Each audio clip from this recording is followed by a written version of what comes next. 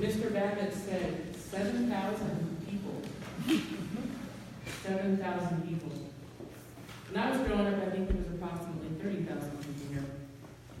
If you had the last four numbers of somebody's telephone number, you could dial those numbers, and you would always get that person. You didn't have to remember the whole entire telephone number.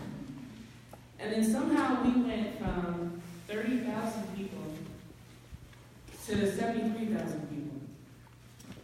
And I'm not even sure how that happened.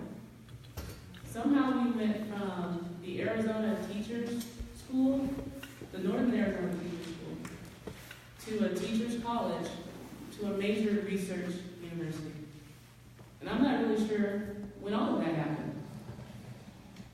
We're being told that it happened after the downturn. We're being told that it happened just before the downturn. But somehow growth came to Flagstaff, Arizona. And that's really what we're dealing with right now, is this concept of growth. And for some of us who have been here a long time, that's extremely uncomfortable. As I look around the room, I'm like, how many people have been here forever?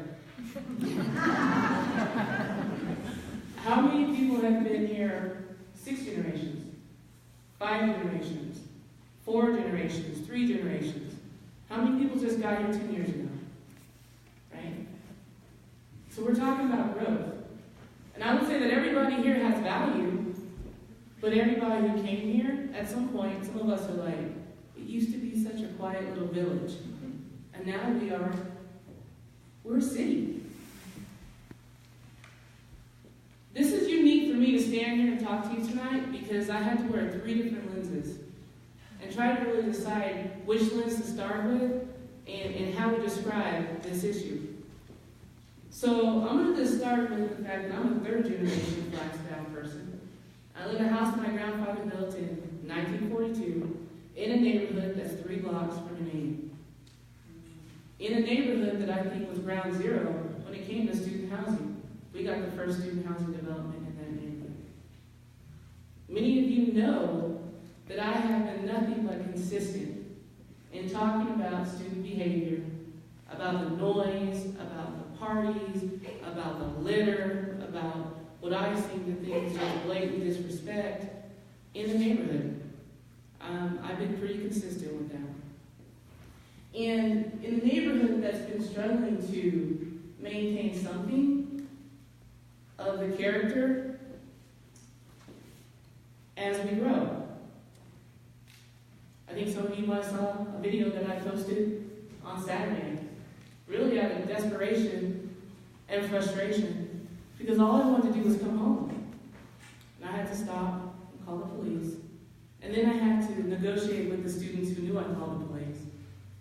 Because they were like, why'd you call the police on us? We were just having fun. We actually hate it when you come home. Right? And that feels bad, because I know that they're students, and I know that they want to have fun, and I don't want to have to call the cops on them. But I'm like, I want it to stop. So that's my perspective as a resident who lives in this neighborhood.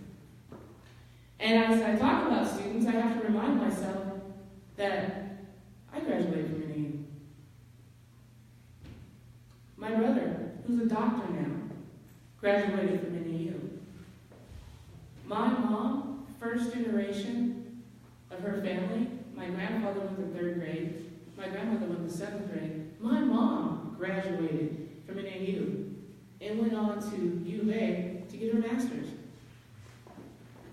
My daughter, guess where she goes to school? And every day, I'm so excited that I got to keep her home a little bit longer because she puts on that backpack and she goes 3 blocks to NAU. And I have to say to myself, I wonder what my family would have been like.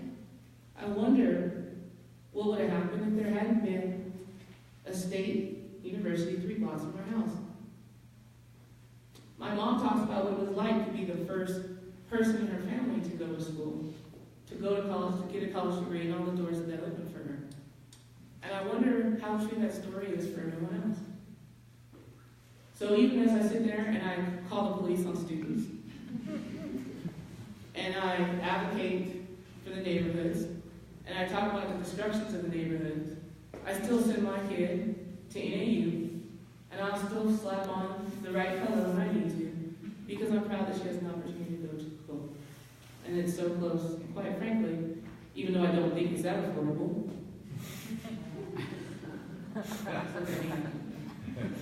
it is affordable for us.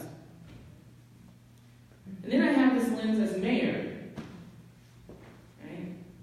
As the mayor of the city of Flagstaff, I have that lens that I have to look through as well. So I have to acknowledge that NAU is a huge economic driver for this community.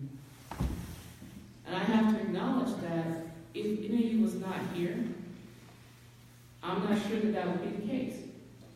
I'm not sure that the BBB taxes and all those things that we use to beautify our community, we definitely wouldn't have as much of it. I'm not sure that our community would be as diverse as it is without a university here. And that diversity includes a whole lot of things. People who look different, people who think different, people who act different, and all the ideas that come from being in a university town with access to the university to be able to go on campus and do those things. I have to acknowledge that. I meet with the president once a month. And we talk about things that are mutually beneficial. She mentioned several things. The real flag, some of the projects that are being built in the city. There's several things that we talk about. And I can say that we have a great relationship as organization to organization. So the city of Flagstaff as an organization has a great relationship with the university. But then I gotta go right back to where I started as a resident and tell you that I don't think the residents feel that way in the neighborhoods. I literally am looking at, I live in a house that my grandfather built that I am proud to live in. Proud.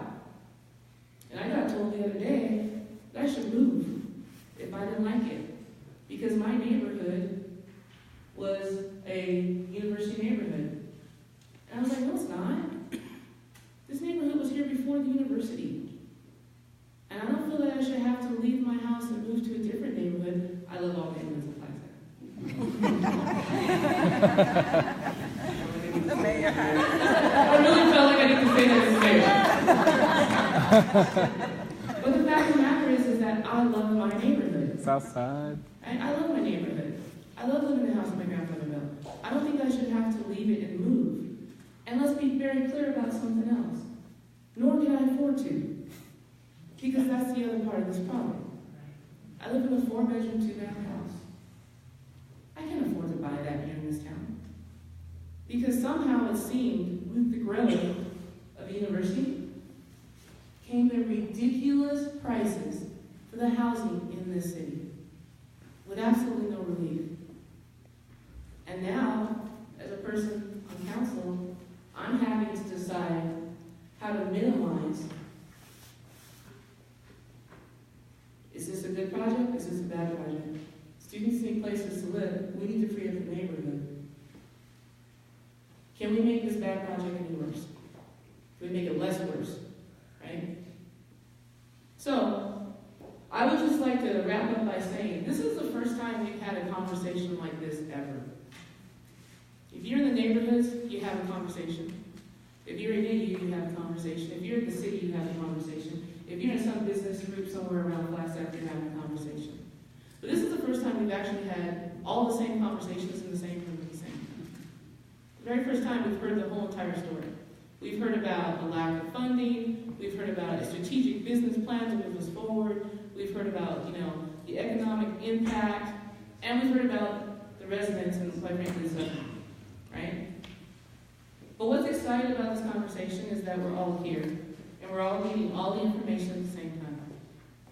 And one thing I know we can do is we can figure this out. Now, I met with Mayor Mitchell, and I met with Mayor Rothschild. Guess what they have, too? They have major universities. And they're having the exact same conversations. Mr. Babbitt mentioned in Tucson, a whole complete neighborhood gone. That was the first thing he said when we sat down and talked about what can we do, because it's a double-edged sword. I have no doubt that we as a community can't figure this out. We can't be the only people who are having this issue. We're not. And because any of you are so good at educating people, we have the knowledge in this room to actually come up with a solution. And I think it starts tonight by the people being heard.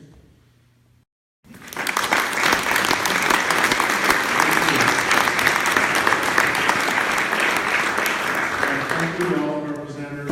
What we're going to do now is going to take a short break. At 7:05, we're going to come back, and you're going to be at the dinner table talking about the issue. And the issue, of course, is, give us your positive ideas and recommendations on how the city, NAU, and the community can work together and continue to work together. It's not that we've not been working, but to continue to work together to address some of the impacts of growth that we're all experiencing. 7:05, we're going to start conversations, and you can sit wherever you would like. The presenters that spoke at each of the tables are going to stay put, and you have the opportunity to sit where you want. But again, it's an opportunity for you to provide comments, not for the presenters to present. Okay? So yeah, at 7:05 we'll start. Thank you.